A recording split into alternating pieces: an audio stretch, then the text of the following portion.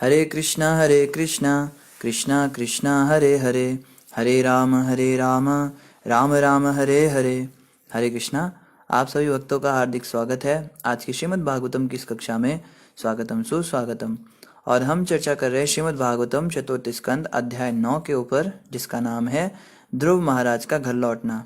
तो जल्दी से हम रिकैप करते हैं, कल हमने क्या पढ़ा था। कल हम पढ़ रहे थे कि जब ध्रुव जी को भगवान की प्राप्ति हो गई और भगवान की बड़ी सुंदर स्तुति गान किया और ध्रुव जी वापस आने लगे तो मन ही मन बड़े बेचैन हो गए, बड़े परेशान हो गए। तो इसका कारण विदुर जी ने पूछा मैत्री जी से कि ध्रुव जी को तो भगवान की प्राप्ति हो गई, भगवान से मिल गए, तो अब क्या दुख था। तब विदुर जी को मैत्री जी ने बताया कि देखो, ध्रुव जी इच्छा तो लेकर गए थे कि उनको राज्य चाहिए अपने पिताजी जैसा, लेकिन जब भगवान के उनको दर्शन हुए तो उनकी सारी इच्छाएं समाप्त हो गई, उनको शुद्ध भक्ति मिल गई। लेकिन भगवान ने कहा कि ध्रुव, क्योंकि तुमने इच्छा तो की थी इसलिए अब वो रद्द नहीं होगी, तो अब मैं तुम्हें बहुत बड़ा लोक दूंगा, उस पे तुम 36,000 वर्षों तक राज्य करोगे। ये बात सुन के ध्रुव जी को बहुत बुरा लगा कि अब जब उनको समझ में आ गया कि ये सब चीजें नश्वर हैं, तब भगवान ये क्यों दे रहे हैं। और ध्रुव जी बिल्कुल भी नहीं चाहते थे ये सब चीजें, मगर भगवान दे रहे थे तो मना भी नहीं कर सकते थे। तो मजबूरी में उनको वो 36,000 साल का राज्य और वो सारे सुख वैभव और ये सारी जितने भी उनको वरदान मिले उनको वो लेकर आना पड़ा। और वो अब अपने आप को रास्ते भर कोसते रहे कि हाय, मैं कितना दुर्भागा हूँ, कितना मैं मूर्ख हूँ कि मैंने ऐसी वस्तुएं मांग ली भगवान से और अब मुझे मजबूरन इनका भोग तो करना ही पड़ेगा। तो ये सोच के वो बड़े परेशान थे। फिर उनके पिता उनको मिले, पिता बड़े खुश हुए, दोनों माताओं के उन्होंने चरण स्पर्श किए और इस प्रकार से वो अपने घर लौट आए। तो आइए इस श्रृंखला में आज हम पढ़ेंगे श्रीमद् भागवतम चतुर्थ स्कंद अध्याय 9 और श्लोक संख्या 46 से प्रारंभ करेंगे। ध्रुव महाराज की छोटी माता सुरुचि ने यह देखकर कि निर्दोष बालक उसके चरणों पर नत है, उसे तुरंत उठा लिया, अपनी बाहों में भर लिया और अश्रुपूर्ण गदगद वाणी से आशीर्वाद दिया कि मेरे बालक चिरंजीवी हो। तो सुरुचि जो है उसने पहले तो ध्रुव महाराज को इतनी गंदी गंदी बातें बोली थी, तुम्हारे पिता की गोद में तुम बैठ नहीं सकते। पर जब उसको पता लगा कि ध्रुव उनकी बातों से परेशान होकर भगवान की शरण में चले गए और उनको सचमुच में भगवान की प्राप्ति हो गई, मात्र 6 महीने के अंदर 5 वर्ष के बालक ने भगवान की प्राप्ति करी, ये कोई सामान्य बात तो नहीं थी। तो सुरुचि समझ गई कि ये कोई बहुत महान आत्मा है। और जब उन्होंने देखा कि इतनी महान आत्मा उनके चरण छूने लगा तो उनका भी हृदय पसीज गया और उन्होंने बड़े हृदय से उन्हें आशीर्वाद दिया। जिस प्रकार स्वभावगत रूप से जल सतह नीचे की ओर बहता है, उसी प्रकार श्री भगवान के साथ मैत्रीपूर्ण आचरण के कारण दिव्य गुणों वाले व्यक्ति को सभी जीवात्माएं मस्तक झुकाती हैं। यह श्लोक बड़ा इंपॉर्टेंट है। देखो, हम इस संसार के अंदर कितनी मेहनत करते हैं, हम अपने अंदर सद्गुण लाना चाहते हैं। लोग कोर्सेज करते हैं, अलग अलग तरह के कोर्सेज करते हैं ताकि उनमें कुछ गुण आ जाए, कुछ अच्छे कलाएं उनके अंदर आ जाएं। कोई तो अच्छी लेक्चर देने के लिए लेक्चरर की ट्रेनिंग करता है, बीएड करता है, कोई एमएससी करता है, एमकॉम करता है, कोई एलएलबी करता है ताकि उसमें जज करने की क्वालिटी आ जाए, वकालत करने की क्वालिटी आ जाए। कोई व्यक्ति सिंगिंग करने जाता है तो उसको कितने साल तक रियाज करना होता है, क्लासिकल सीखना होता है, कितने राग सीखने होते हैं। और डांस करने के लिए तो और मेहनत लगती है। अलग अलग प्रकार के सब जो कलाएं हैं, ये जो गुण हैं, और उनमें भी कुछ गुण तो ऐसे हैं जो कोई सिखा ही नहीं सकता, जैसे सत्यवादी होना या फिर सदाचारी होना। ये गुण जो है, ये कोई व्यक्ति कितने भी पैसे दे दे वो सीख नहीं सकता। ये तो किसी के अंदर होते, किसी के अंदर नहीं होते। लेकिन यहाँ बताया जा रहा है कि जो भगवान की भक्ति करता है उसमें ऑटोमेटिकली ये सब सद्गुण आ जाते हैं। उसको अलग से कोई कोर्स नहीं करना पड़ता, उसको अलग से कहीं जाना नहीं पड़ता, उसको अलग से इनके लिए सोचना तक नहीं पड़ता।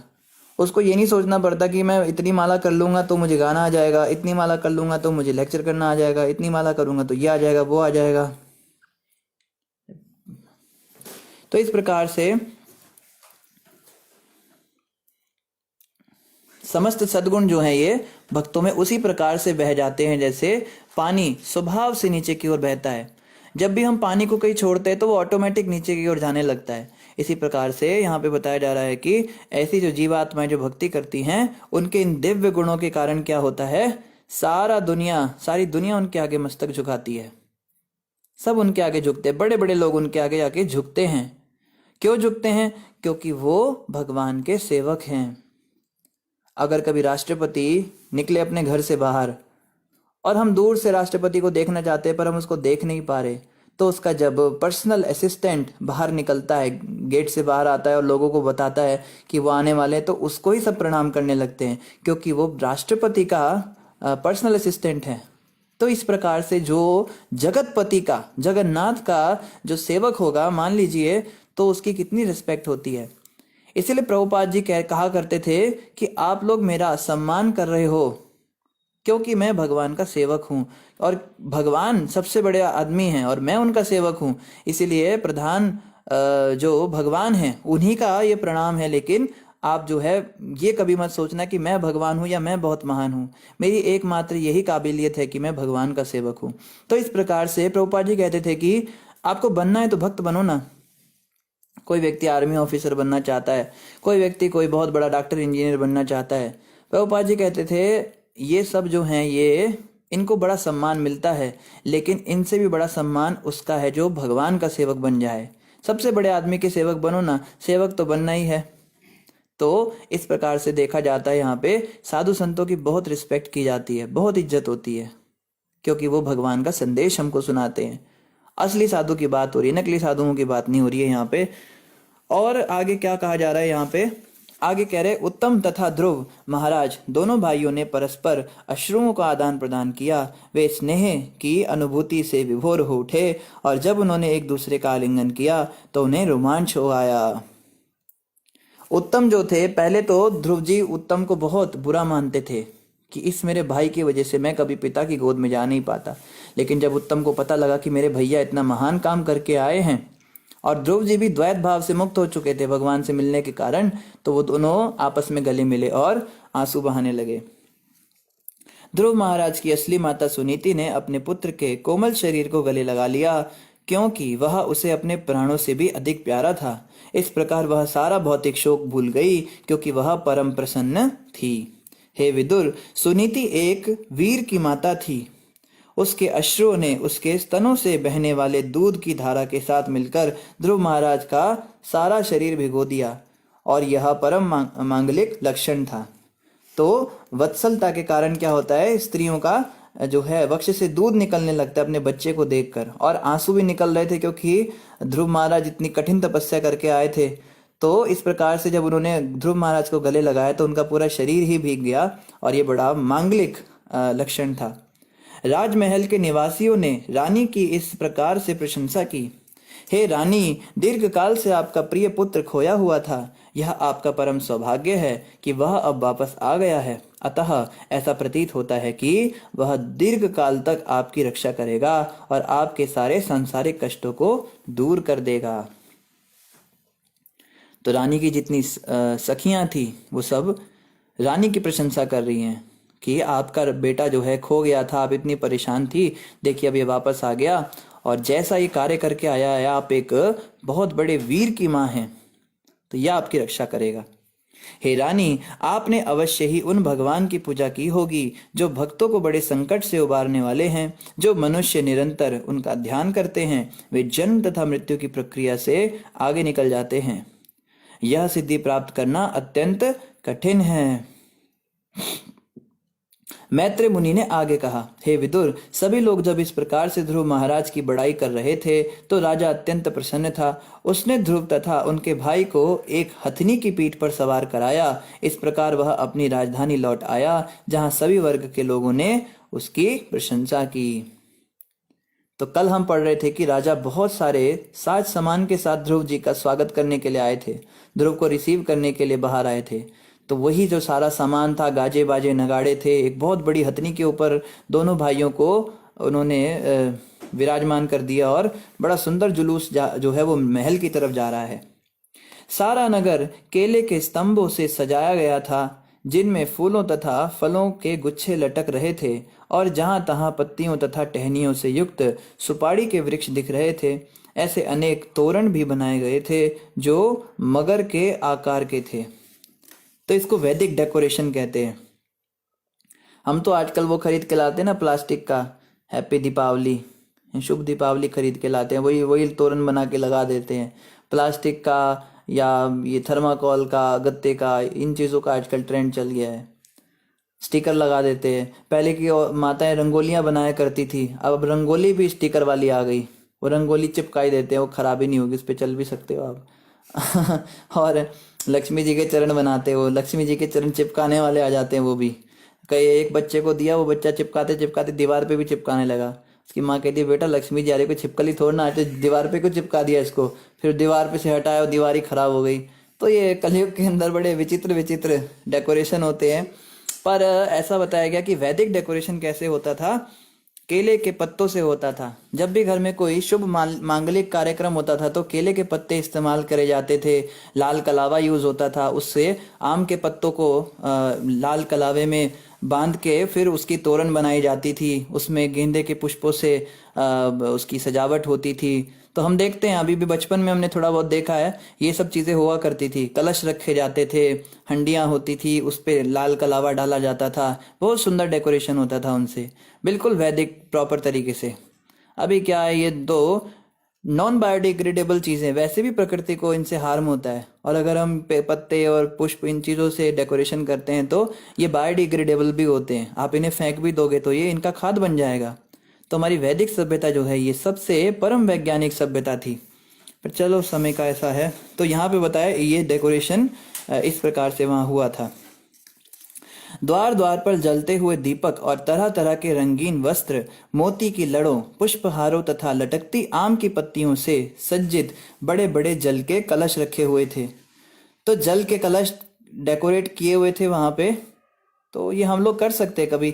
देखो कोई बाहर से व्यक्ति आए, उसको पता तो लगना चाहिए भाई ये घर किसी डिवोटी का है, ये घर किसी वैष्णव का है। हम भी वही बिजली की लाइटें लगाकर अगर दिवाली मना रहे हैं तो हम में और उनमें क्या अंतर है क्या? कुछ फर्क लगना चाहिए ना। तो हमारे घर में ऐसा डेकोरेशन होना चाहिए। बर्थडे में या किसी भी फेस्टिवल में जब भी हम डेकोरेशन करें तो हम प्रयास कर सकते हैं। देखो पैसों की भी बचत है, प्रकृति भी अच्छी रहेगी। और जैसे यहाँ पे बताया जा रहा है कलश कैसे डेकोरेट किए जाते हैं। कलश के चारों तरफ तो पहले दीप जले होते हैं द्वार द्वार पर, और रंगीन वस्त्रों से और मोती की लड़ियों से उसको डेकोरेट किया जाता है। और पुष्पहार, पुष्प फूलों की माला उसमें लटकाई जाती है और आम की पत्तियां लगाई जाती हैं। आप सबने देखा ही होगा, कलश के ऊपर आम की पत्तियां लगा के बीच में से नारियल रख देते हैं, उसमें चारों तरफ आम की पत्तियां ऐसे निकली रहती हैं और नीचे वो कुछ मोतियों की लड़ियां होती हैं। तो ये बहुत सुंदर डेकोरेशन लगता है। ये जो है ये हमें करना चाहिए।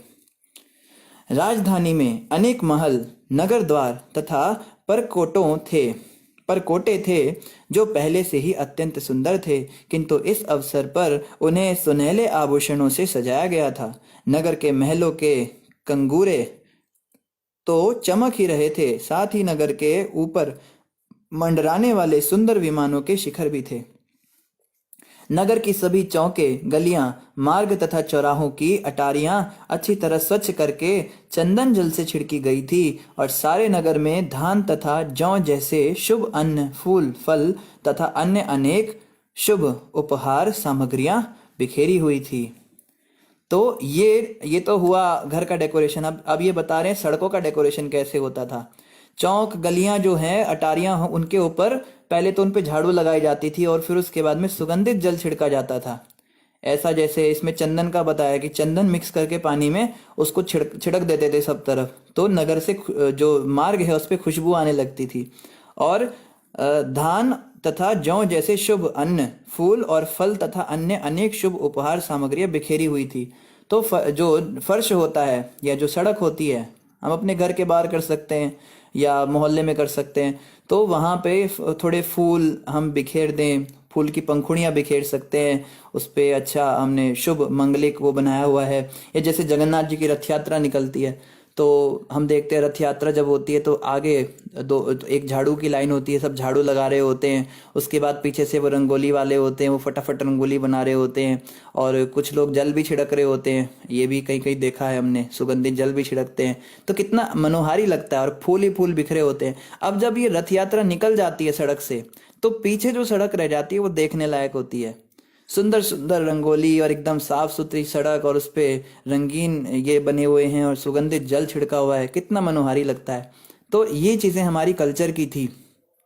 इसको हमें दोबारा रिवाइव करना है। हमें प्रयास करना है कि हमारे घर में जब भी कोई फेस्टिवल हो तो हम इसी प्रकार से डेकोरेशन करें। और आगे यहाँ बता रहे हैं कि इस प्रकार जब ध्रुव महाराज मार्ग से जा रहे थे तो पास पड़ोस की समस्त भद्र महिलाएं उन्हें देखने के लिए एकत्रित हो गई। वे वात्सल्य भाव से अपना अपना आशीर्वाद देने लगी और उन पर सफेद सरसों, जौ, दही, जल, दूब, फल तथा फूल बरसाने लगी। इस प्रकार ध्रुव महाराज स्त्रियों द्वारा गाए गए मनोहर गीत सुनते हुए अपने पिता के महल में प्रविष्ट हुए। तो जब भी कोई शुभ मांगलिक कार्यक्रम होता था तो बच्चों के ऊपर या राजा के ऊपर ये सब चीजें डाली जाती थी। अभी भी जैसे एक दही हंडी फेस्टिवल होता है, महाराष्ट्र में ज्यादा होता है। उसमें जन्माष्टमी के पहले वो मटकी टांगते हैं ऊपर और सब लोग जो है उस चढ़ने की कोशिश करते हैं, मटकी तोड़ते हैं। तो वहां पे भी हमने देखा, वहां पे भी एक कल्चर है। ऊपर जो मकान की स्त्रियां होती है वो ऊपर से ये सब चीजें उस बच्चे पर डालती हैं जो वो सब काम कर रहे होती है टीम। जैसे दूध, दही और सफेद सरसों, जौ, जल और दूब, फल, फूल, ये सब बरसाने वाली चीजें जो हैं उस पर डाली जाती हैं।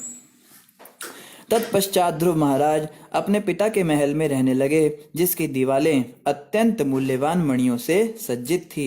उनके वत्सल पिता ने उनकी विशेष देखरेख की और वे उस महल में उसी तरह रहने लगे जिस प्रकार देवतागण स्वर्गलोक में अपने प्रसादों में रहते हैं। तो इस प्रकार से यहाँ बताया जा रहा है कि बहुत सुंदर महल था उनके पिता का, दीवारों में रत्न लगे हुए थे। आप सोचो कि रत्न अगर दीवारों में लगे हुए थे तो उनके गहनों में क्या लगा होता होगा, कितना मूल्यवान होता होगा उस समय का भारत। और बता रहे गगनचुंबी इमारतें उस समय भी होती थी और स्वर्गलोक के देवताओं के जैसा उनका सुंदर सुंदर उनके भवन बने हुए थे। महल में जो शयन शैया थी वह दूध के फेन के समान श्वेत तथा अत्यंत मुलायम थी। उसके भीतर की पलंगे हाथी दांत की थी, जिनमें सोने की कारीगरी थी और कुर्सियां, बेंचे तथा अन्य आसन एवं सामान सोने के बने हुए थे। इतना राजसी वैभव, इतना ठाट बाट था ध्रुव महाराज का, जिसको छोड़कर वो भक्ति करने और तपस्या करने गए थे। हम क्या छोड़ते हैं? हम कहते हैं ना प्रभु जी हमने घर बार छोड़ दिया, ये बहुत अच्छे परिवार से आए हैं। तुम कितने अच्छे परिवार से आओगे भाई? ध्रुव महाराज के यहाँ पे हाथी दांत और सोने से नीचे तो बात ही नहीं हो रही है। इसके बने हुए इतने बड़े बड़े बेडरूम और इतने सुंदर सुंदर आलीशान भवन छोड़कर वो पत्ते खा रहे थे जंगल में जाकर। हम क्या तपस्या करते हैं? तो हमें भी प्रयास करना चाहिए। कभी कभी तपस्या कर सकते हैं। जो घर गृहस्थी में रहते हैं वो हमेशा के लिए तो नहीं छोड़ सकते। महीने महीने वृंदावन जाना चाहिए, कहीं तीर्थ यात्रा करने जाना चाहिए, हरिद्वार, काशी जाना चाहिए। और ये नहीं कि वहां भी सारा साज सामान लेके जा रहे हैं, बड़े बड़े सूटकेस भर लिए। वो पता लगा आदमी 2 हैं और सूटकेस 15 हैं। बोला भाई कितने दिन का प्रोग्राम है तुम्हारा? कहते तो हमारा 2 दिन का प्रोग्राम है। अच्छा, ये इतने सारे सूटकेस? कहते एक सूटकेस में तो मेरा मेकअप का सामान है, दूसरे सूटकेस में मेरे सूट हैं, तीसरे सूटकेस में मैचिंग की चुन्नियां हैं, और चौथे सूट में इनका सामान है, इनकी शर्टें हैं, और 5वें सूटकेस में दुनिया भर का सामान भर के ले जाते हैं। अरे तीर्थों पे जा रहे हो भाई, वहां पे थोड़ी तपस्या कर लो। वहां पे जाके स्नान करना चाहिए 3 बार दिन में, अपने कपड़े खुद धोने चाहिए, 1-2 सेट रख सकते हैं। इस तरह से कोशिश करनी चाहिए, कुछ तपस्या करें। तीर्थ स्थानों का मतलब होता है तपस्या। ये नहीं कि वहां भी हम कह रहे भाई हमें अटैच बाथरूम वाला कमरा हो, गर्म पानी की सुविधा हो तो ही हम जाएंगे। चलो किसी किसी का शरीर होता है, उसको जरूरत होती है इन चीज़ों की।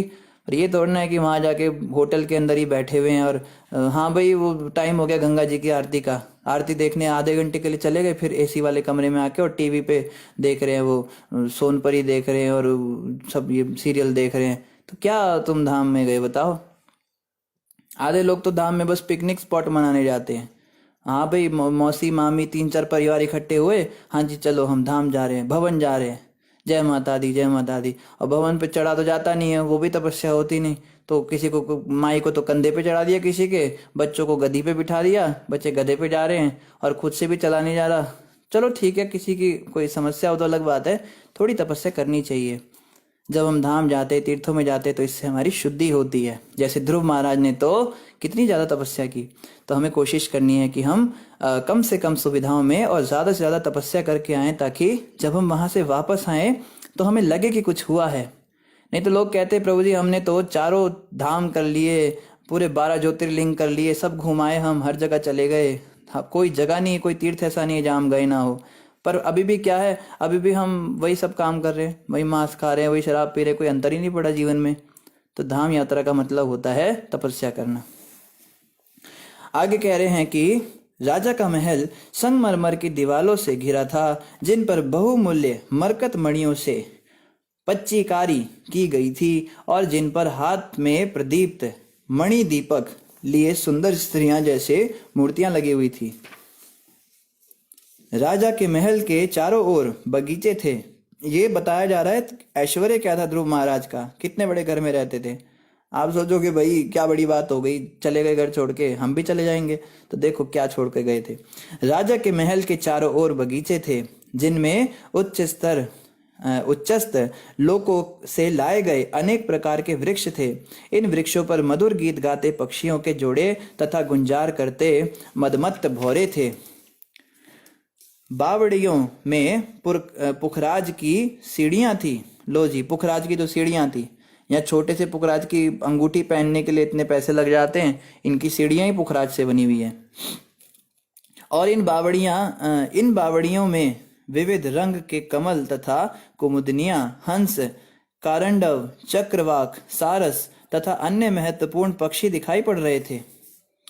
राजर्षि उत्तानपाद ने ध्रुव महाराज के यशस्वी कार्यों के विषय में सुना और स्वयं भी देखा कि वे कितने प्रभावशाली और महान थे। इससे वे अत्यधिक प्रसन्न हुए, क्योंकि ध्रुव महाराज के कार्य अत्यंत विस्मयकारी थे। ध्रुव महाराज के अत्यंत विस्मयकारी बातें सुनकर राजा बहुत खुश हुए, मेरा बेटा कितना बड़ा काम करके आया है। तत्पश्चात जब राजा उत्तानपाद ने विचार करके देखा कि ध्रुव महाराज राज्य का भार संभालने के लिए समुचित प्रौढ़ वयस्क हो चुके हैं और उनके मंत्री भी सहमत हैं तथा प्रजा को भी प्रिय हैं, तो उन्होंने ध्रुव को इस लोक के सम्राट के रूप में सिंहासन पर बिठा दिया। तो देखते देखते समय बीता और जो ध्रुव महाराज है वो युवा हुए, युवावस्था को उन्होंने प्राप्त किया, तो उनको राजा बना दिया गया उनके पिता के द्वारा। अपनी वृद्धावस्था और आत्म कल्याण पर विचार करके राजा उत्तानपाद ने अपने आप को सांसारिक कार्यों से विरक्त कर लिया और जंगल में चले गए। ये बड़ी बात है। अब पता लगा कि इतना सारा डिटेल क्यों दे रखा था। राजमहल ऐसा था, गगनचुंबी इमारतें थी, शैया ऐसी थी, इतनी मुलायम थी। यहाँ बता रहे हैं जैसे ही ध्रुव महाराज को राज्य दिया उनके पिता ने, और वो तुरंत जंगल चले गए। और जंगल में आप सोचो कि कुछ लेकर जाते होंगे, कम से कम कपड़े तो ले जाते होंगे, या स्लीपिंग बैग लेके जाते होंगे, मच्छर काटेंगे, मच्छरदानी ले जाते होंगे, कुछ भी नहीं। राजा जब जंगल जाते थे तो कुछ भी नहीं, ऐसी अचानक से रात को उठते थे और जो पहना हुआ है बस कुछ सन्यासी वाले कपड़े पहनकर वो सारा ज्वेलरी भी उतार देते थे, पैसा भी नहीं रखते थे। हम क्या इमेजिन कर सकते हैं ऐसा कुछ करने के लिए? इतने बड़े राजा, इतना सब कुछ होते हुए, और एक सामान्य से संसारिक व्यक्ति की तरह सामान्य सा वेश धारण करके और चले जाते थे जंगल में, और किसी को साथ नहीं ले जाते थे अपने, ना कोई घोड़ा ना कोई गाड़ी, ऐसे पैदल जाते थे। ये होता था वैराग्य, इसको कहते थे संन्यास लेना, और ये अनिवार्य होता था। ब्राह्मणों और क्षत्रियों के लिए संन्यास लेना अनिवार्य था कि जब आपकी उम्र 70 से पार हो, 75 के पार हो जाए तो आपको संन्यास लेना चाहिए। आपने बेटे की शादी कर दी, उसको राजा बना दिया, तो अब आपकी जिम्मेदारी पूरी हुई। परलोक की अब तैयारी करो, अब मृत्यु की तैयारी करो। पर आज हम देखते हैं कि लोग इतने चिपके रहते हैं घरों से, वो छोड़ते ही नहीं कुछ भी। बुढ़ा खांसता रहता है लेकिन वो चारपाई नहीं छोड़ता। चारपाई छोड़ेगा तो कोई और हड़प लेगा उसको, वो भी जाएगी उसके हाथ से। एक संदूक रखते हैं आजकल कहीं हमारे गांव में, जो बूढ़े बूढ़े होते हैं वो संदूक रखते हैं बड़ी बड़ी, उसमें अपना सामान रखेंगे, ताला लगाएंगे उसमें और गले में चाबी डाल के सोते हैं। इतनी आसक्ति हमको होती है संसार से। तो ये था वैदिक सिविलाइजेशन, इतना त्याग, इतना वैराग्य कि सब कुछ छोड़कर। और कोई सोच सकता है कि उनके मन में डाउट नहीं आता होगा कि जा रहे हैं, कैसे रहेंगे, क्या खाएंगे, कहाँ रहेंगे, कुछ भी नहीं पता। तो यहाँ बताया जाता है कि वो सब क्यों होता था। देखो एक प्रश्न है आप सबके लिए, ठीक है, आप ही लोग जवाब दीजिए कि ऐसा कैसे हो सकता है कि उन्हें बिल्कुल भी ये चिंता ही नहीं होती थी कहाँ रहेंगे, क्योंकि इतने जीवन भर वो एक महल के अंदर टाइम पे उनको प्रसाद मिलता था, टाइम पे खाना आता था, टाइम पे सब होता था। वो ऐसे कैसे चले गए? उनको कुछ भी नहीं, और जंगल में चले गए, किसी शहर में भी नहीं। वहां कौन खाना पका के देगा? वहां कैसे वो रहेंगे जब इतना विषयी जीवन जीते हैं? वो राजा लोगों का जीवन बड़ा विषयी होता है, इतनी सारी रानियां रखते हैं, इतना सब कुछ करते हैं, राग रंग चलते हैं और मदिरापान वगैरह भी चलता था पहले, पर अचानक से इतना वैराग्य कैसे आ जाता था उनको? तो देखते कौन इसका सही उत्तर देंगे। तो इसी के साथ हमारा ये 9वां अध्याय भी संपूर्ण हुआ। अब हम अध्याय 10 पढ़ेंगे। अध्याय 10 का नाम है यक्षों के साथ ध्रुव महाराज का युद्ध। मैत्रेय उवाच, मैत्रेय ऋषि ने कहा, हे विदुर, तत्पश्चात ध्रुव महाराज ने प्रजापति शिशुमार की पुत्री के साथ विवाह कर लिया, जिसका नाम भ्रमी था। उसके कल्प तथा वत्सर नामक 2 पुत्र उत्पन्न हुए। तो ध्रुव महाराज की पत्नी का नाम था भ्रमी और उनके 2 पुत्र हुए, कल्प और वत्सर, 2 बच्चे उनके हुए। अत्यंत शक्तिशाली ध्रुव महाराज की एक दूसरी पत्नी भी थी, जिसका नाम इला था और वह वायुदेव की पुत्री थी। इससे उन्हें एक अत्यंत सुंदर कन्या तथा उत्कल नाम का एक पुत्र उत्पन्न हुआ। तो दूसरी पत्नी जो इला थी, उससे उत्कल और एक सुंदर कन्या उत्पन्न हुई। ध्रुव महाराज का छोटा भाई उत्तम, जो अभी तक अनब्याहा था, एक बार आखेट करने गया और हिमालय पर्वत में एक शक्तिशाली यक्ष द्वारा मार डाला गया। उसकी माता सुरुचि ने भी अपने पुत्र के पथ का अनुसरण किया, अर्थात वह भी मर गई। तो हमने सुना था ना पीछे कि भगवान नारायण ने वरदान दिया था ध्रुव जी को कि तुम्हारे भाई ने और तुम्हारी विमाता ने तुम्हारे साथ ऐसा किया, तुम्हारा भाई ऐसे ऐसे शिकार करने जाएगा और मर जाएगा। और उसकी माँ जब सुनेगी कि मेरा बेटा मर गया, जवान बेटा मर गया, तो वो भी पागल हो जाएगी और वो भी मर जाएगी। तो वही हुआ। और उसके बाद क्या हुआ? जब ध्रुव महाराज ने यक्षों द्वारा हिमालय पर्वत में अपने भाई उत्तम के वध का समाचार सुना, तो वे शोक तथा क्रोध से अभिभूत हो गए। वे रथ पर सवार हुए और यक्षों की पुरी अलकापुरी पर विजय करने के लिए निकल पड़े। तो ध्रुव महाराज ने ये नहीं कहा कि अच्छा वह मर गया, इसने मेरे साथ ऐसा किया था ना, देखो भगवान ने इसको अच्छा सबक सिखाया, बहुत बढ़िया, वेरी नाइस। ध्रुव महाराज बहुत द्रवित हुए कि देखो मेरे कारण ये मरा। मैं उस समय भगवान को मना नहीं कर पाया, अगर मैंने मना कर दिया होता तो आज इसके साथ ऐसा ना होता।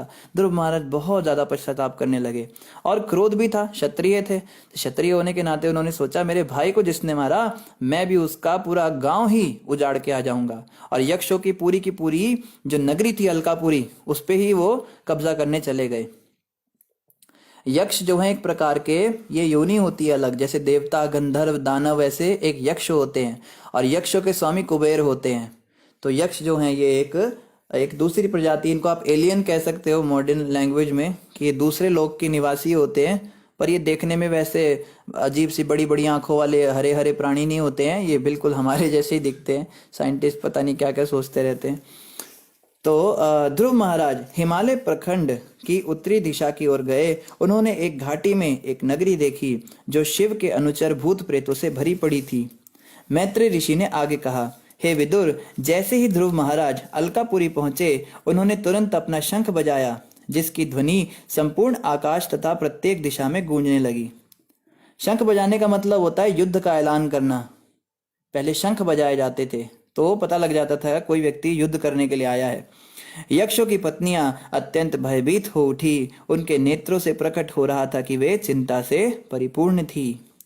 तो उस नगरी में जितनी औरतें थी यक्षों की, वो घबरा गई, पता नहीं क्या होने वाला है। हे वीर विदुर, ध्रुव महाराज के शंख की गूंजती ध्वनि को सहन न कर सकने के कारण यक्षों के महाशक्तिशाली सैनिक अपने अपने अस्त्र शस्त्र लेकर अपनी नगरी के बाहर निकल आए और उन्होंने ध्रुव पर धावा बोल दिया। तो इधर ध्रुव महाराज खड़े हैं और सामने पूरी सेना खड़ी है यक्षों की, और अस्त्र शस्त्र लेकर वो उनको मारने के लिए आ रहे हैं। तो अस्त्र और शस्त्र 2 चीजें होती हैं। तो ये एक भक्त ने हमें बताया था, अस्त्र और शस्त्र अलग अलग होते हैं।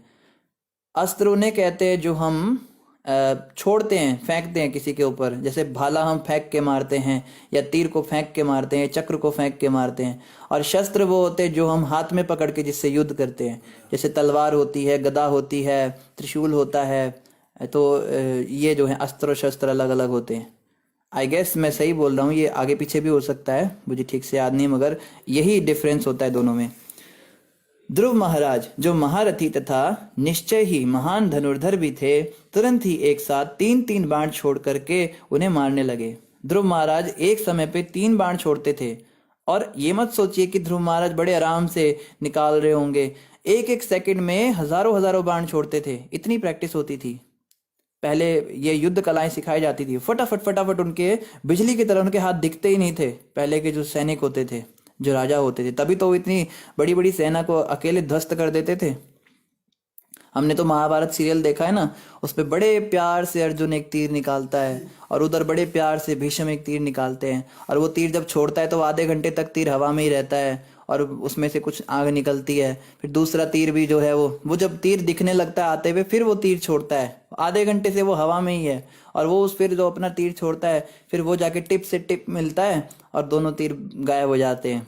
पर ये जो है ये ऐसे होता नहीं था एक्चुअल में। ये तो चलो कोशिश हुई अच्छी दर्शाने की इसको, पर एक्चुअल में जो होता था वो कोई करके दिखा भी नहीं सकता। ये कार्टून मूवीज में दिखाया जा सकता है, रियल में तो नहीं।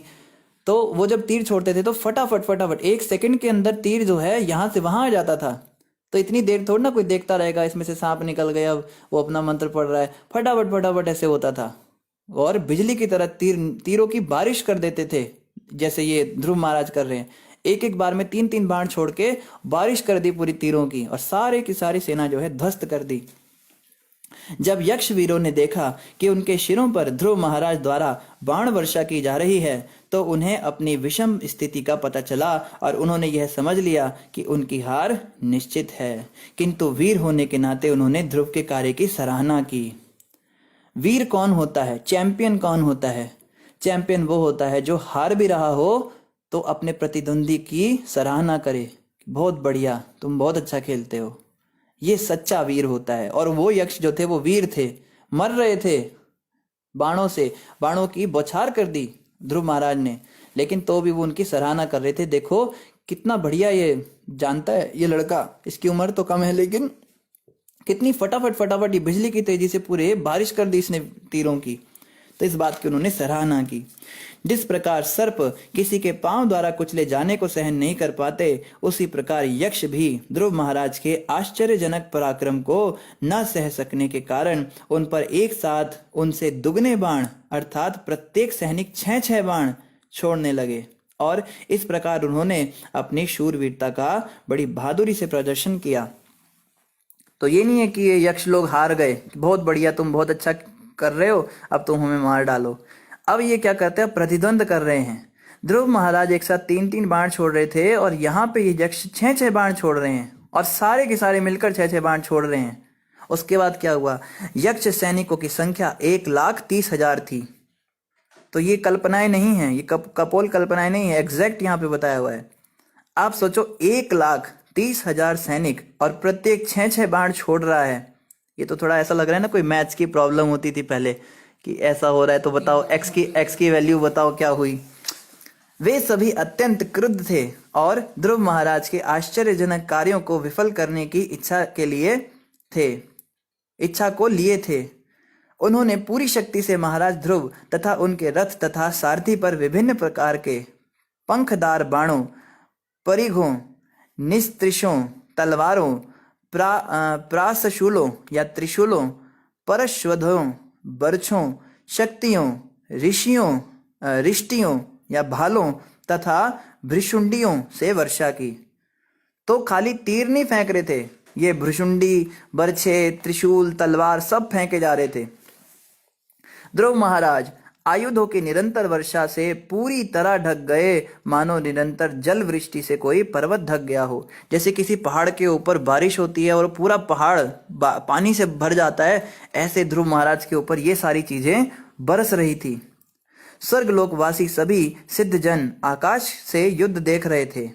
ये लोग पॉपकॉर्न खा रहे थे बैठे हुए, स्वर्ग के निवासी ये देख रहे थे, देखो क्या हो रहा है। अभी देखो जैसे हम मैच देखने जाते हैं ना, स्वर्ग के निवासियों को यही सब देखने में आनंद आता है, अब लाइव देख रहे हैं बिल्कुल। और देखो कितना भीषण युद्ध है, एक तरफ एक व्यक्ति है और एक तरफ इतने सारे मिलके इतनी बर्छे और तलवार इतना कुछ फेंक रहे हैं, एक एक सेकंड में 3-3 6-6 फेंक रहे हैं। और इसके बाद क्या हुआ, जब उन्होंने देखा कि ध्रुव महाराज शत्रु की निरंतर बाण वर्षा से ढक गए हैं, तो वे हाहाकार करने लगे। तो जब किसी देश की टीम हारने लगती है तो वो कहते हैं ना, ओ, ऐसे सब मिलके करते हैं, हाहाकार करते हैं। तो ये लोग भी ऐसे ही कर रहे, देवता भी। और क्या कहते हैं, मनु के पौत्र ध्रुव हार गए, हार गए, हार गए। वे चिल्ला रहे थे कि ध्रुव महाराज तो सूर्य के समान हैं और इस समय वे यक्षों के समुद्र में डूब गए हैं। सूर्य समुद्र में डूब जाते हैं ना, मतलब ऐसा लगता है, सनसेट पॉइंट्स होते हैं जो समुद्र के अंदर जैसे सूर्य चला जाता है, तो कहते हैं ये तो हार गए, हार गए। क्षणिक विजय जैसी स्थिति देखकर यक्षों ने घोषित कर दिया कि उन्होंने ध्रुव महाराज पर विजय प्राप्त कर ली है। तो इतने सारे, ये इतने हजारों यक्ष मिलकर सोच रहे हैं कि हमने एक बालक को अगर हरा दिया तो मान रहे बहुत, इन्होंने बहुत बड़ा काम कर दिया, पर ये जानते नहीं थे अभी क्या होने वाला है। किंतु किंतु क्या हुआ? किंतु तभी ध्रुव का रथ एकाएक प्रकट हुआ, जैसे कोहरे को भेद कर सूर्य सहसा प्रकट हो जाता है। आजकल कोहरे का मौसम है, कोहरे में जब सूर्य अचानक से प्रकट होता है, इस प्रकार से वो पूरा बाणों से घिरा हुआ जो क्षेत्र था उसमें अचानक से ध्रुव जी का रथ प्रकट हुआ। ध्रुव महाराज के धनुष बाण टंकार का तथा फुत्कार करने लगे, जिससे उनके शत्रुओं के हृदय में त्रास उत्पन्न होने लगा।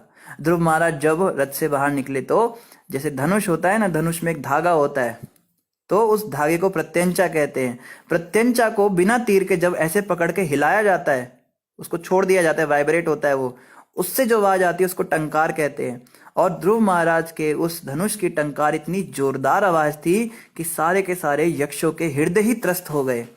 और क्या हुआ? वे निरंतर बाण बरसाने लगे, वो और जो है बाण बरसाने लगे, जिससे सभी के विभिन्न हथियार वैसे ही तितर बितर हो गए, जिस प्रकार प्रबल वायु के आकाश में एकत्र बादल बिखर जाते हैं। तो जब उनका निकला बाहर, इस प्रकार से ध्रुव जी का रथ बाहर निकला, तो उन्होंने ऐसे बाण छोड़े फटाफट फटाफट, देखते ही देखते वो सारा का सारा जो समुंदर जैसे जो उनके इतने सारे अस्त्र शस्त्र थे सब तितर बितर कर दिए उन्होंने। ध्रुव महाराज के धनुष से छूटे हुए प्रखर बाण शत्रुओं के कवचों तथा शरीरों में घुसने लगे, मानो स्वर्ग के राजा द्वारा छोड़ा गया वज्र हो, जो पर्वतों के शरीरों को छिन्न भिन्न कर देता है। तो जैसे पर्वत के शरीर को छिन्न भिन्न कर देने वाला वज्र इंद्र छोड़ते हैं कभी कभी, तो पूरा पर्वत ही भेद जाता है, इस प्रकार से ध्रुव महाराज के बाण कवच के अंदर घुस घुस कर उनके शरीरों को भेद रहे थे। महर्षि मैत्रेय ने आगे कहा, हे विदुर, ध्रुव महाराज के बाणों से जो सिर छिन्न भिन्न हुए थे वे सुंदर कुंडलों तथा पांगों से अच्छी तरह से अलंकृत थे। तो कुंडल वाले सिर और पगड़ियों वाले सिर जो हैं, ये ध्रुव महाराज छिन्न भिन्न कर रहे थे अपने तीरों से। उन शरीरों के पांव सुनहरे ताड़ के वृक्षों के समान सुंदर थे। उनकी भुजाएं सुनहरे कंकणों तथा बाजूबंदों से सुसज्जित थी और उनके सिरों पर बहुमूल्य सुनहरे मुकुट थे। युद्ध भूमि में बिखरे हुए ये आभूषण अत्यंत आकर्षक लग रहे थे और किसी भी वीर के मन को मोह सकते थे। तो इतना सारा तो ज्वेलरी पहन के आए थे वो लोग, जैसे जैसे मर रहे थे इतनी इतनी ज्वेलरी एक एक के शरीर से गिर कर नीचे गिर रही थी, और जब सबको मार दिया तो वहां पे बस ज्वेलरी इकट्ठी हो गई। महाराज के बाणों से कटकर खंड खंड हो गए। वे युद्ध भूमि छोड़कर उसी तरह भागने लगे जैसे कि सिंह द्वारा पराजित होने पर हाथी भागते हैं। मानवों में श्रेष्ठ ध्रुव महाराज ने देखा कि उस विशाल युद्ध भूमि में एक भी सशस्त्र शत्रु सैनिक शेष नहीं रहा। तब उनकी इच्छा अलकापुरी देखने को हुई, किंतु उन्होंने मन में सोचा, यक्षों की मायावी योजनाओं को कोई नहीं जानता। तो यहां बता रहे हैं कि ध्रुव महाराज ने ये नहीं देखा कि कोई जिंदा तो नहीं बचा है, सबको मार दूं। उन्होंने ये देखा कि कोई शस्त्र धारण करके तो जिंदा नहीं बचा है। जो अपने शस्त्र को फेंक देते हैं उनको मारा नहीं जाता युद्ध में, उनको कहा जाता है निहत्थे हो गए। निहत्थे पर कभी वार नहीं किया जाता। शस्त्र फेंकने का मतलब है कि वो जीवन दान मांग रहे हैं कि हमें बस जिंदा छोड़ दो। पर ये लोगों को कायर भी कहा जाता है जब जो युद्ध भूमि से भागकर वापस आते हैं। तो खैर ये सब सनातन संस्कृति में पहले बातें सिखाई जाती थी। तो इस प्रकार से जब सबको हरा दिया ध्रुव महाराज ने, तो उन्होंने सोचा मैं अलकापुरी को देखूं जरा, बड़ा सुना है इसका नाम, बड़ी मायावी होती है। फिर सोचने लगे नहीं रहने दो, पता नहीं कौन सी माया कर देंगे, क्या हो जाएगा। जब ध्रुव महाराज अपने मायावी शत्रुओं से सशंकित होकर अपने सारथी से बातें कर रहे थे तो उन्हें प्रचंड ध्वनि सुनाई पड़ी, मानो संपूर्ण समुद्र उमड़ आया हो। उन्होंने देखा कि आकाश से उन पर चारों ओर से धूल भरी आंधी आ रही है। तो ध्रुव महाराज अभी अपने सारथी से बात ही कर रहे थे कि देखो हम जीत गए। इतने में जैसे समुद्र से आवाज आती है बड़ी जोरों की, तूफान जैसी आवाज, ऐसी आवाज उन्हें आने लगी। और जैसे उन्होंने देखा तो चारों ओर से घोर घनघोर आंधी उनकी ओर आकाश में आ रही है, धूल भरी आंधी। एक क्षण में सारा आकाश घने बादलों से छा गया और घोर गर्जन सुनाई पड़ने लगा, बिजली चमकने लगी और भीषण वर्षा होने लगी। हे निष्पाप विदुर, उस वर्षा में ध्रुव महाराज के समक्ष भारी मात्रा में रक्त, श्लेष्मा, कफ, पीब, मल, मूत्र तथा मज्जा और आकाश से शरीरों के धड़ रुंड गिर रहे थे। अब आप सोचो आपका क्या हाल होगा।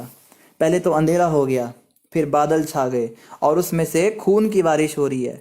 खून, मल, मूत्र और गंदी गंदी चीजें और खोपड़ियां गिर रही हैं, कटे हुए सिर गिर रहे हैं। कितना डरावना ये सीन रहा होगा। फिर आकाश में एक विशाल पर्वत दिखाई पड़ा और चारों ओर से बर्छे, गदा, तलवारें, परिघ तथा पत्थरों के विशाल खंडों की वर्षा के साथ उल्का वृष्टि होने लगी। तो आकाश से पर्वत दिखा और ये सब कुछ गिरने लगा। तलवारें गिर रही हैं, गदा गिर रही है। ध्रुव महाराज ने देखा कि रोषपूर्ण आंखों वाले बहुत से सर्प अग्नि उगलते हुए उनको निगलने के लिए आगे लपक रहे हैं। साथ ही मत्त हाथियों, सिंहों तथा बाघों के समूह भी चले आ रहे हैं। तो इतना तो हो ही रहा था और सामने से जो है बड़े बड़े सांप आने लगे और उनकी आंखों से और मुंह से अग्नि निकल रही है और वो इनको ध्रुव महाराज को निगलने के लिए आ रहे हैं। बाघ भागे हुए आ रहे हैं, सिंह भागे हुए आ रहे हैं, शेर चीते उनकी तरफ दौड़ रहे हैं उनको मारने के लिए। फिर समस्त जगत के लिए प्रलय काल के समान भयानक समुद्र अपनी उत्ताल तरंगों तथा भीषण गर्जना के साथ उनके समक्ष आ पहुंचा। इतना ही हो रहा था कि पीछे से एक बहुत बड़ा समुद्र की लहरें उठ के उनके पास आने लगी। असुर यक्ष स्वभाव से अत्यंत क्रूर होते हैं और अपनी आसुरी माया से वे अल्पज्ञानियों को डराने वाले अनेक कौतुक कर सकते हैं। तो ये सब क्या था? ये सब एक्चुअल में था ही नहीं। ये सब जैसे हम एक पर्दे के ऊपर फिल्म देखते हैं ना, उस पर हीरो आ जाता है, हीरोइन आ जाती है, तो वो असल में थोड़ा ना आते हैं, केवल दिखता है कि ऐसा हो रहा है, भ्रम होता है ना, भ्रमित हो जाते हैं। तो इन यक्षों के पास ऐसी शक्तियां होती हैं कि वो ये सब कुछ प्रकट कर देते हैं। तो ये सब कुछ असली नहीं थे मगर डराने के लिए थे ध्रुव को। जब मुनियों ने सुना कि ध्रुव महाराज असुरों के मायावी कर्तव्यों से पराजित हो गए हैं तो वे उनकी मंगल कामना के लिए तुरंत वहां एकत्र हो गए। तो जितने मुनि थे, देवता तो बस हौ कर रहे थे, हार गए, जीत गए, यही कर रहे थे। लेकिन मुनियों ने जब सुना कि ध्रुव महाराज के ऊपर ऐसी संकट की घड़ी आन पड़ी है, सारे मुनि इकट्ठे हो गए और मंगल गान करने लगे। मुनिया उचुहु, सभी मुनियों ने कहा, हे उत्तानपाद के पुत्र ध्रुव, अपने भक्तों के क्लेशों को हरने वाले शारंग धनवा भगवान आपके भयानक शत्रुओं का संहार करें। भगवान का पवित्र नाम भगवान के ही समान शक्तिमान है, अतः भगवान के पवित्र नाम के कीर्तन तथा श्रवण मात्र से अनेक लोग भयानक मृत्यु से रक्षा पा सकते हैं। इस प्रकार भक्त बच जाता है। तो उन्होंने आके ध्रुव महाराज को सीक्रेट बताया कि इस समय पे आपको कैसे बचना है इन शक्तियों से। और ये बात हम सब के लिए भी है। जब भी कोई संकट की घड़ी आती है तो हमें यही करना चाहिए, जोर जोर से चिल्लाना चाहिए, हरे कृष्ण कृष्ण कृष्ण हरे हरे, हरे राम राम राम हरे हरे। जब हम भगवान का नाम जोर जोर से जपने लगते हैं तो ये आसुरी शक्तियां, भूत प्रेत, पिशाच या अकाल मृत्यु या बुरे सपने, ये सब कुछ दूर हो जाता है। एक भक्त बता रहे थे, वो रात को सो रहे थे, सोते सोते अचानक से उनको लगा जैसे उनके शरीर के ऊपर कोई आकर लेट गया, पर उन्होंने आंखें खोली तो कुछ दिख नहीं रहा है, पर वो अपने शरीर को हिला नहीं पा रहे हैं, बहुत भारी वजन, और बिल्कुल वैसे ही लेटा हुआ जैसे उनके हाथ पे हाथ, पैर पे पैर हैं। और वो बहुत घबरा गए रात को। वो सोचने लगे अब क्या करूं, आवाज भी नहीं निकलती घबराहट के मारे। तो जोर जोर से महामंत्र जपने लगे, मुंह से आवाज तो निकल नहीं रही थी पर कोशिश करने लगे। तो जैसे उन्होंने हरे कृष्ण जोर जोर से कीर्तन ऐसे जप रहे हैं नाम, और अपने हाथ और पैर ऐसे हवा में उछाले, तुरंत जो है वो चीज हवा में उड़ गई। ऐसा उनको महसूस हुआ, दिखाई तो दिया नहीं, उन्होंने बताया था। तो ये महामंत्र का जप जो है ये बहुत पावरफुल है। कभी भी ऐसी कोई चीज हमें दिखती है, कोई माया दिखती है, तो तुरंत हमें नाम की शरण ग्रहण करनी है, जैसे मुनियों ने बताया। और इसी के साथ हमारा अध्याय 10 भी संपूर्ण हुआ। अब हम अध्याय 11 पढ़ेंगे। अध्याय 11 का नाम है युद्ध बंद करने के लिए ध्रुव को स्वयंभू मनु की सलाह। मैत्रेय उवाच, श्री मैत्रेय ने कहा, हे विदुर, जब ध्रुव महाराज ने ऋषियों के प्रेरक शब्द सुने तो उन्होंने जल लेकर आचमन किया और भगवान नारायण द्वारा निर्मित बाण लेकर उसे अपने धनुष पर चढ़ाया। तो नारायण जी का जो बाण था वो अपने धनुष पर उन्होंने चढ़ाया और फिर क्या किया, ज्यों ही ध्रुव महाराज ने अपने धनुष पर नारायण अस्त्र को चढ़ाया त्यों ही चढ़ाया मात्र था, गायब हो गई। फिर क्या हुआ, ध्रुव महाराज ने ज्यों ही अपने धनुष पर नारायण ऋषि द्वारा निर्मित अस्त्र को चढ़ाया, उससे सुनहरे फलों तथा पंखुड़ी वाले बाण हंस के पंखों के समान बाहर निकलने लगे। तो चढ़ाते ही क्या हुआ, ऐसे नहीं कि उन्होंने छोड़ा, जैसे वो होती है ना गन होती है, गन में से गोलियां निकलती हैं, एक AK-47 होती है, उसमें ढप ढप ढप ढप निकलती जाती हैं। ऐसे उनके तीर से क्या निकल रहा है, उनके बाण से खूब सारे हंसों के समान तीर निकल रहे हैं, हंसों के पंख वाले। वे फुतकार करते हुए शत्रु सैनिकों में उसी प्रकार घुसने लगे जिस प्रकार मोर केका ध्वनि करते हुए जंगल में प्रवेश करते हैं। तो ये मोर के समान सारे के सारे हंसों वाले बाण जो हैं ये शत्रुओं के बीच में घुस गए। उनकी तीखी धार वाले बाणों ने शत्रु सैनिकों को विचलित कर दिया और वे प्रायः मूर्छित हो गए। किंतु ध्रुव महाराज से क्रुद्ध होकर यक्षगण युद्ध क्षेत्र में किसी न किसी प्रकार अपने अपने हथियार लेकर एकत्र हो गए और उन्होंने आक्रमण कर दिया। तो ये कोई कैसे बर्दाश्त कर सकता था कि एक युवा बालक ने इतने सारे लोगों को मार दिया, कितनी बदनामी की बात थी। तो उन्होंने सोचा कितने भी हमारे सैनिक शहीद हो जाएं पर इस बालक को तो हराना ही पड़ेगा, नहीं तो सारे तीनों लोकों में चर्चा हो जाएगी। और देखो ये बात भागवतम में फिर भी आ ही गई। ये भागवत जो है ये सब जगह पढ़ी जाती है और भागवतम के अंदर ये पूरी घटना आ गई कि कैसे युद्ध हुआ था। तो फाइनली लास्ट में कोई जीतेगा नहीं, युद्ध बंद ही कराना पड़ेगा, अभी देखेंगे हम। तो आगे कह रहे, जिस प्रकार गरुण के छेड़ने पर सर्प अपना अपना फन उठाकर गरुण की ओर दौड़ते हैं, उसी प्रकार समस्त यक्ष सैनिक अपने अपने हथियार उठाए ध्रुव महाराज को जीतने की तैयारी करने लगे। जब ध्रुव महाराज ने यक्षों को आगे बढ़ते देखा तो उन्होंने तुरंत बाणों को चढ़ा लिया और शत्रुओं को खंड खंड कर डाला। तो जितने भी शत्रु आ रहे थे ध्रुव महाराज उनको गाजर मूली की तरह काटे जा रहे हैं। शरीरों से बाहु, पांव, सिर तथा उदर या पेट अलग अलग करके उन्होंने यक्षों को सूर्यमंडल के ऊपर स्थित लोकों में भेज दिया, जो केवल श्रेष्ठ ऊर्ध्व रेता ब्रह्मचारियों को प्राप्त हो पाता है। तो कोई कह सकता है कि ध्रुव महाराज तो इतने बड़े भक्त थे, मारे जा रहे हैं, क्यों मारे जा रहे हैं? तो यहाँ बताया जा रहा है कि ध्रुव महाराज जिस जिसको भी मार रहे थे उन सबको कहाँ पहुंचा रहे थे? ऊपर के लोक में पहुंचा रहे थे, सूर्य मंडल के ऊपर स्थित लोकों में भेज रहे थे। और वहां पे केवल वही लोग जा पाते हैं जो ऊर्ध्वरता ब्रह्मचारी होते हैं, जिन्होंने कभी अपने जीवन में वीर्य को नीचे आने ही नहीं दिया, उनका वीर्य हमेशा ऊपर की ओर ही गया है, वही ब्रह्मचारी वहां जा पाते हैं। पर ध्रुव महाराज इतनी कृपा कर रहे थे, उनको मार मार के वहां पहुंचा रहे थे। जब स्वयंभू मनु ने देखा कि उनका पौत्र ध्रुव ऐसे अनेक यक्षों का वध कर रहा है जो वास्तव में अपराधी नहीं हैं, तो वे करुणावश ऋषियों को साथ लेकर ध्रुव के पास उन्हें सदुपदेश देने गए। तो स्वयंभू मनु के पोते थे ध्रुव, स्वयंभू मनु के बेटे उत्तानपाद, उत्तानपाद के बेटे ध्रुव, यानी कि जो देवहूति माता थी वो इनकी बुआ लगती थी, उनके भतीजे थे ये। तो जब इनके पास स्वयंभू मनु स्वयं आए अपने, उन्होंने देखा भाई इसके भाई को मारा था एक यक्ष ने और ये सारे के सारे हजारों हजारों यक्षों को, निर्दोष यक्षों को मार रहा है, तो ये बात तो गलत है ना। अब जिसने तुम्हारे भाई को मारा उसको मार के खत्म करो, तुम सारी नगरी को ही उड़ाने के चक्कर में हो। तो ये चीज देखकर जो है स्वयंभू मनु नीचे आए और ऋषियों को साथ लेकर वो समझाने लगे। मनुरुवाच, तो मनु ने क्या कहा ये हम कल पढ़ेंगे। मनु किस प्रकार से शांत करेंगे ध्रुव महाराज को। समय लगभग पूरा हो गया है, तो इन्हीं शब्दों के साथ आप सभी का धन्यवाद। अच्छा हाँ, हमने एक प्रश्न किया था, देखते हैं उसका जवाब किसने दिया है। भगवत गीता सुनाओ, सुमन नायक माता कहती है भगवत गीता सुनाओ। माता जरूर सुनाएंगे, आपने आदेश दिया, आपके आदेश का पालन किया जाएगा। हम कोशिश करेंगे इस हफ्ते एक दिन हम भगवत गीता का एक क्लास रख सकते हैं। सुमन नायक माता कहती है ओम नमो भगवते वासुदेवाय, ओम नमो राधा कृष्णा धन्यवाद माता जी। हिमानी माता कहती है, Rudra Prabhu you are very blessed. Yes माता जी, हम बिल्कुल ब्लेस्ड हैं, आप जैसी माताएं हमें आशीर्वाद दे रहे हो। मोहन गोयल जी कह रहे हैं, हरे कृष्णा प्रभु जी, दंडवत प्रणाम। नेहा गोयल फ्रॉम अंबाला। नेहा माता और मोहन जी, आपको भी हमारी ओर से दंडवत प्रणाम। दीपिका माता कह रही, हरे कृष्णा प्रभु जी, दंडवत। दीपिका गुप्ता फ्रॉम शहजादपुर अंबाला। धन्यवाद दीपिका माता जी, आप भी आए, आप रोज आने का प्रयास करो।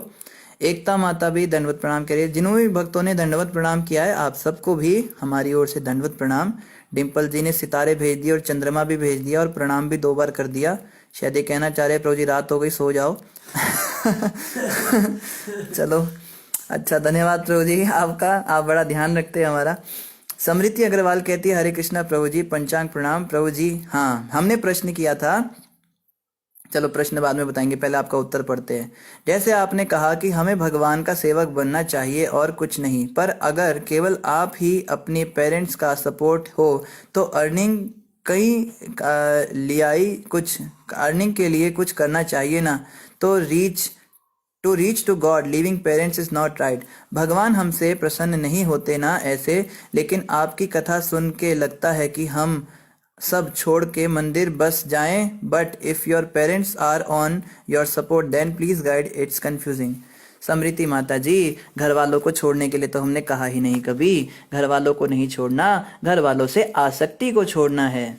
हमें खाना पीना नहीं छोड़ना, हमें खाने पीने में आनंद करना छोड़ना है। हमें सोना नहीं छोड़ना, हमें सोने में जो हम इंद्र तृप्ति करते, सेंस ग्रेटिफिकेशन करते हैं, उस टेंडेंसी को छोड़ना है। हमें अपने पेरेंट्स को नहीं छोड़ना। हमारे पेरेंट्स अगर ना होते तो आज हम इस संसार में थोड़ा ना होते, इनके कारण ही तो हम इस दुनिया में आए हैं। इनके प्रति हमारी बहुत ड्यूटी है, और इसको छोड़कर अगर कोई व्यक्ति सन्यासी बन जाता है, अपनी जिम्मेदारियों को छोड़कर घर छोड़ के चला जाता है, उसको पाप लगता है। ये समझने की बात है। कई लोग भक्ति का बहाना लेकर और मंदिर ज्वाइन कर लेते हैं, क्योंकि उनको लगता है उनके घर में उनके पेरेंट्स की वो देखभाल नहीं कर सकते थे, तो वो भक्ति की आड़ में और मंदिर ज्वाइन कर लेते हैं। मंदिर ज्वाइन करने के बाद ना कुछ सेवा करते हैं, ना कुछ साधना करते हैं, क्योंकि घर से भाग कर आए होते हैं। तो ऐसे लोगों का तो कोई कल्याण नहीं है, इनको मिथ्याचारी कहा जाता है। भगवान कृष्ण गीता में कहते हैं ऐसे लोगों को नर्क जाना पड़ता है। तो ये बिल्कुल कन्फ्यूजन की बात नहीं है माता जी, बिल्कुल भी ऐसा नहीं करना है हमें। अगर हमारे घर वाले सपोर्टिव हैं भक्ति में, तो बिल्कुल हम उनके साथ रह सकते हैं। हाँ, एक शर्त पे ऐसा किया जा सकता है, जाके प्रिय नाराम वैदेही तजिए ताहि कोटि वैरिसम यद्यपि परम स्नेही। अगर हमारे घर वाले राम और वैदेही, राधा और कृष्ण को प्रिय नहीं हैं, अगर वो उनसे प्रेम नहीं करते, अगर वो नास्तिक हैं, अगर वो हमारी भावनाओं को नहीं समझते, हमें भक्ति नहीं करने देते, ऐसे घर वालों को छोड़ने में पाप नहीं लगेगा, बशर्ते हम इनको छोड़कर भक्ति करें, भजन करें। ये नहीं हो कि बस घर छोड़ के भाग गए कहीं पर। जैसे भरत जी ने अपनी माता कैकेयी को छोड़ा, और रावण के भाई विभीषण ने अपने भाई को छोड़ा, वृंदावन की ब्रज पत्नियों ने यज्ञकर्ता ब्राह्मणों को छोड़ा, अपने पतियों को छोड़ा, और प्रहलाद जी ने अपने पिता हिरण्यकश्यप को छोड़ा, बलि ने अपने गुरु शुक्राचार्य को छोड़ा, और ये सब करके इनको भगवान मिले। तो ये तब की बात है जब हमारे घर वाले सपोर्टिव नहीं है या बहुत ज़्यादा डिफिकल्टी कर रहे हैं, और उसमें भी हमें बहुत गाइडेंस में रह के करना है। एक माता का आज हमको मैसेज आया सुबह, कहती है प्रभु जी आपने पता नहीं क्या लेक्चर सुना दिया, मेरे पति जब से आपके लेक्चर सुनने लगे वो बस मुझे ताने ही मारते रहते हैं, तो मेरी भक्ति में बाधा करती हो, तुम कुछ नहीं हो, मैं चला जाऊंगा। प्रभु जी आप थोड़ा उनको समझाओ। जाना तो उन्होंने कहीं है नहीं, ये तो मुझे भी पता है, उनके अंदर कुछ है नहीं गट्स। जाने वाले होते तो चले गए होते, मगर मैं परेशान हो गई उनसे, उनकी बातें सुनकर। हमारी छोटी सी बच्ची है, उसका ध्यान नहीं रखते। तो हमने उनको यही समझाया, माता देखो हमने तो ऐसा कभी कहा ही नहीं कि परिवार का ध्यान मत रखो या छोड़ दो। कई लोग ना गलत समझ जाते हैं, हमारी जो बातें होती हैं वो हो सकता है कुछ कंफ्यूजिंग होती हो, तो हम बिल्कुल क्लियर कर देते हैं आज जितने भी आप भक्त लोग सुन रहे हैं कि देखिए घर को छोड़ने के लिए हमने कभी कहा ही नहीं, घर से आसक्ति छोड़ने की बात होती है। घर वालों को अपना समझकर इनमें रचे पचे रहना ये सही नहीं है। अगर तो हम घर के अंदर नहीं भी रह रहे, हम जंगल में रह रहे हैं, लेकिन हमारे दिमाग में यही घूम रहा है, हमारी पत्नी कैसी होगी, बच्चे कैसे होंगे, घर कैसा होगा, प्रॉपर्टी कैसे होगी, इतना पैसा छोड़ के आया हूँ, क्या हो रहा होगा, क्या कर रहे होंगे, तो वो जंगल में जाना बेकार है। दूसरी ओर अगर कोई व्यक्ति घर में रहकर भी भगवान की भजन भक्ति कर रहा है, 16 माला का जाप कर रहा है, सुबह 4 बजे नियम से उठ रहा है, एकादशी का व्रत कर रहा है, मंगल आरती कर रहा है, तो उस व्यक्ति को फिर जंगल जाने की जरूरत ही नहीं है। ऐसे बहुत सारे भक्त हुए हैं जिन्होंने घर गृहस्थी में रहते हुए भगवत प्राप्ति की है, लेकिन फिर भी बताया जाता है कि जन कल्याण के लिए और प्रचार कार्य के लिए संन्यास आश्रम भी है। कि आपके घर में भजन भक्ति होती है, बहुत अच्छी बात है, पर आप घर से बाहर जाते हो प्रचार के लिए, ताकि दुनिया का कल्याण हो सके, इसलिए हम अपने कंफर्ट्स को छोड़ते हैं। ऐसा करने में पाप नहीं लगता। तो स्मृति माता, बिल्कुल कंफ्यूज होने की जरूरत नहीं है। सब कुछ छोड़ छाड़ के घर मंदिर में नहीं बैठना, और मंदिर में आना मुश्किल है। मैं आपको बताऊं, लोग बोल तो देते हैं हम तो जी बस सब घर छोड़ के मंदिर आ जाएंगे। हमने बहुत देखे ऐसे, घर से झगड़ा कर देते, पत्नी से झगड़ा करके आ जाते हैं, 4 दिन मंदिर में रहते, 5वें दिन सिगरेट जला रहे होते हैं। उनको बोलो ये क्या कर रहे हो मंदिर में, कहते ये तो नहीं छूटेगी मेरी, ये मेरी आदत है। 10 बजे उठ रहे हैं, उनको बोलो भाई 4 बजे उठना होता है। तो आपको क्या लगता है आश्रम में उठना रहना क्या इतना आसान काम है?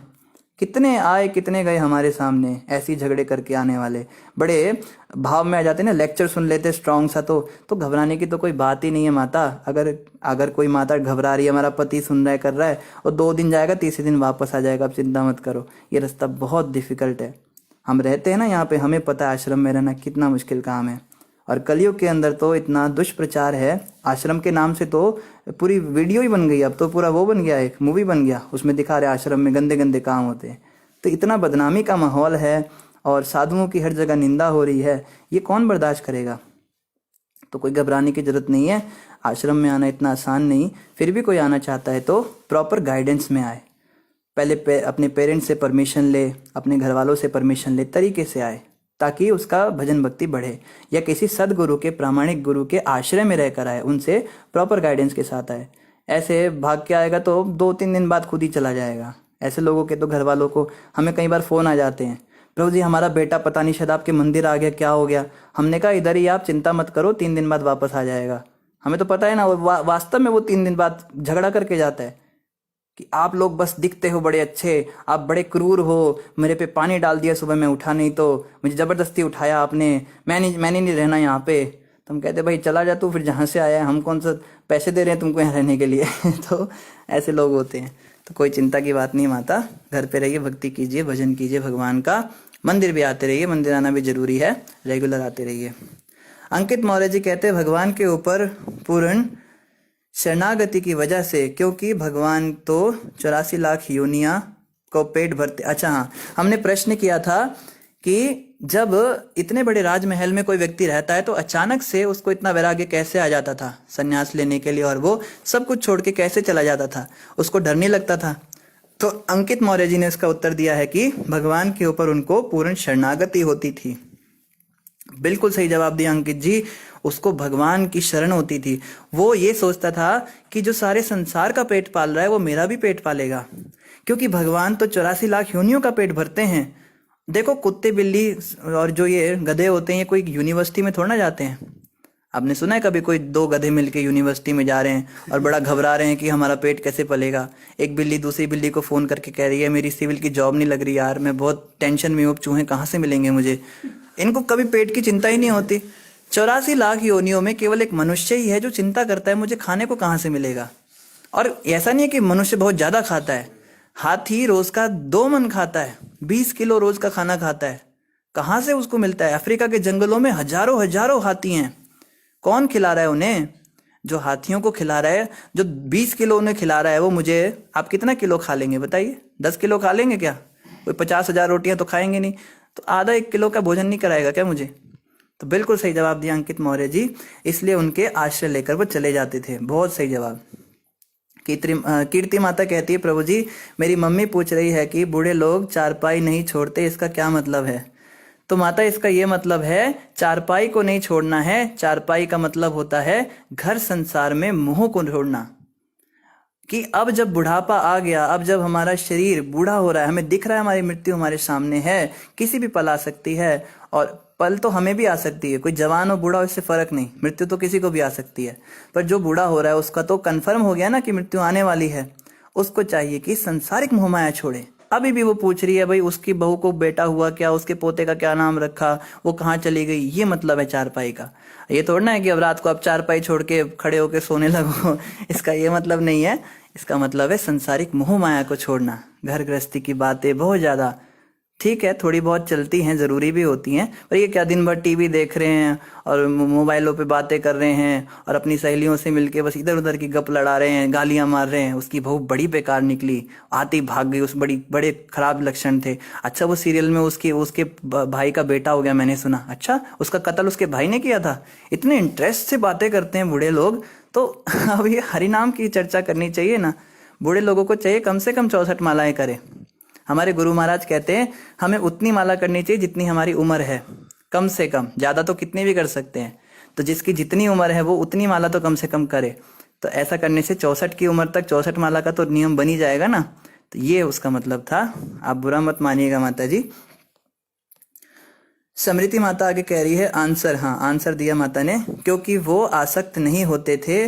दे were not attach to materialistic thing. है तो ठीक, नहीं है तो ठीक। बहुत सही जवाब माता जी। माता कह रही है कि वो लोग संसार से लिप्त नहीं थे। वो लोग महल में रह रहे थे मगर उस महल से आसक्त नहीं थे। वो खाना खा रहे थे पर उस भोजन से आसक्त नहीं थे।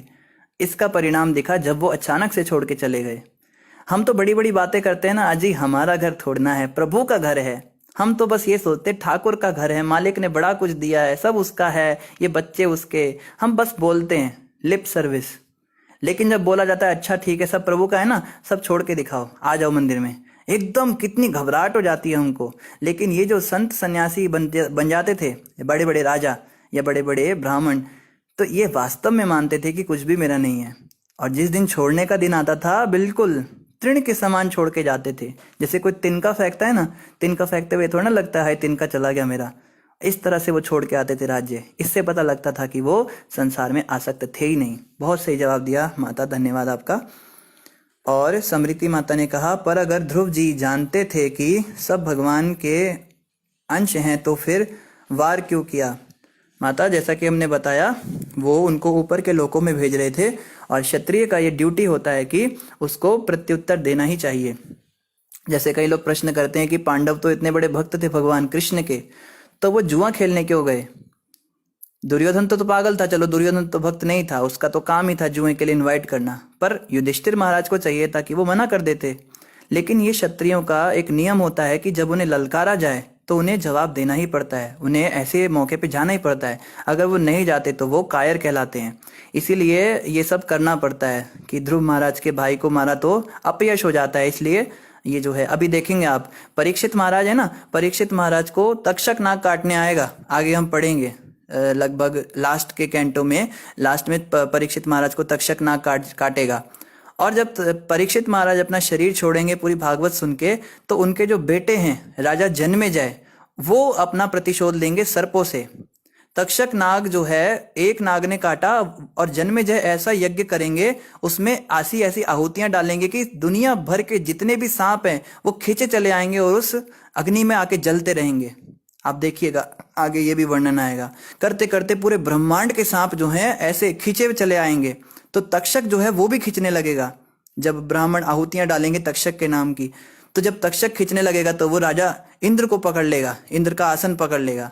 और तक्षक के साथ साथ राजा इंद्र भी खींचे चले आएंगे, क्योंकि उन्होंने उसको शय दे रखी थी। बहुत इंटरेस्टिंग आगे कथा आएगी। तो ये इसलिए होता है माता, प्रत्युत्तर देना होता है। निधि माता कह रही है प्रभु जी उस समय सबसे पहले ब्रह्मचर्य इनका लाइफ फर्स्ट टू 25 होता था। निधि माता मैं यही जवाब सुनना चाहता था। आपने भी सही जवाब दिया, जो भक्त पहले थे, अंकित मौर्य प्रभु, समृति माता, आप सबने, पर मैं यही सुनना चाहता था। अचानक से इतना वैराग्य कभी आता ही नहीं। संसार में जो व्यक्ति इतना भोगी रहा है वो कहाँ अचानक से वैराग्य दिखाएगा। इसका मतलब है बचपन में उसने ट्रेनिंग ली हुई है, तभी उसको बुढ़ापे में वैराग्य आया। पहले 1 से 25 साल के जीवन में वो ब्रह्मचर्य के अंदर ये सब सीखता था कि संसार हमारा घर नहीं है। जो बातें आप सुन रहे हो ना अभी भागवत में, ये सब जो चर्चाएं हो रही हैं, संसार में कुछ नहीं रखा, ये सब चीजें, ये सब 1 से 25 साल की उम्र तक सुनाया जाता था बच्चों को। और बच्चे इतने पक्के हो जाते थे, फिर जब गृहस्थ जीवन में जाते थे तो भले ही भूल जाते थे। हम कहते हैं ना प्रभु जी कथा तो बहुत सुनते पर हमारे जीवन पे कुछ होता नहीं प्रभाव। तो तुरंत नहीं होगा, ये चली गई ना अंदर, अब ये बस अंदर चली गई। अब आप कितना भी भोग कर लीजिए, विषय भोग कर लीजिए, जब जीवन का अंत समय आएगा तो ये सारा का सारा ज्ञान ऑटोमेटिक रिवाइव हो जाता है। ये फायदा होता था।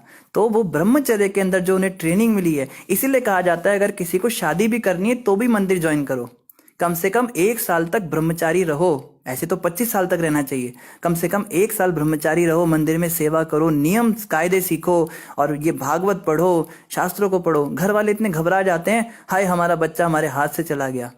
अरे हमारी इस्कॉन संस्था में अगर 100 लोग ब्रह्मचारी बनने आते हैं तो उनमें से 99 वापस घर चले जाते हैं ट्रेनिंग लेके। और जब ये शादी करते हैं तो ये सदगृहस्थ बनते हैं, ये बहुत अच्छे गृहस्थ बनते हैं, उनकी अपेक्षा जो बिना ब्रह्मचारी की ट्रेनिंग के सीधा ही शादी कर लेते हैं। और कोई एक आधे होते हैं जो सन्यासी बनते हैं।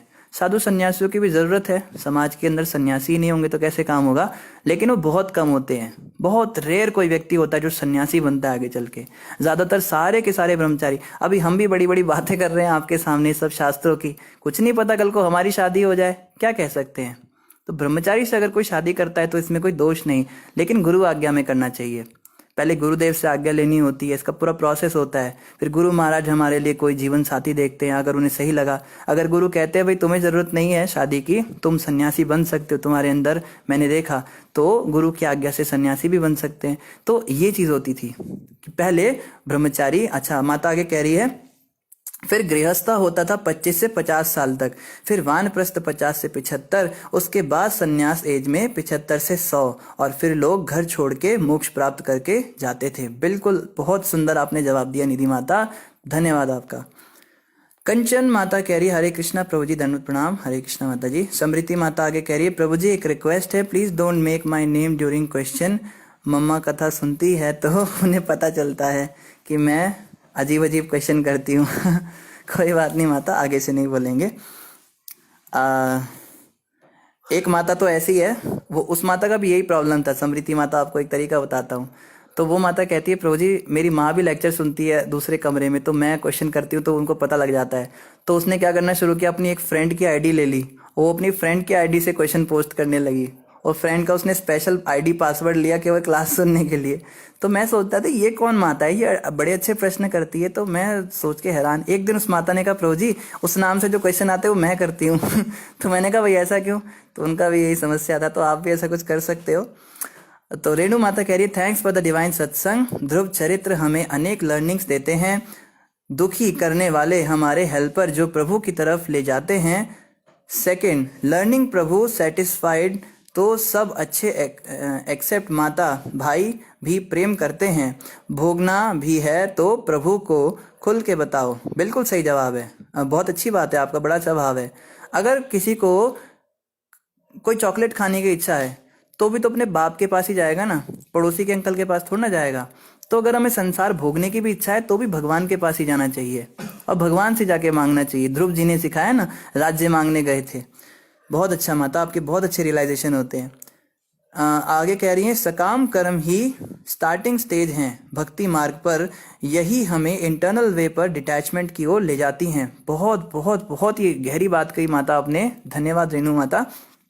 माता कह रही है अगर कोई व्यक्ति सोचे कि हम कृष्ण के पास नहीं जाएंगे क्योंकि उनकी तो भक्ति में कुछ मांगना नहीं होता, तो माता कह रही है कि स्टार्टिंग स्टेज यही होती है। हम लोग शुरुआत में भगवान के पास कुछ मांगने के लिए आए थे, आप मैं कोई भी, हम सभी कुछ तो इच्छा लेकर आए थे, और जब हमने वो इच्छा की भगवान से तो भगवान ने उसको इस तरह से पूरा किया कि हम हमारे हृदय में भक्ति जागृत हुई और आज हम इतने डिटैच हो पाए हैं, संसार से इतने अनासक्त हुए हैं। तो स्टार्टिंग स्टेज यही होता है कि हमें सकाम कर्म से ही शुरू करना पड़ता है।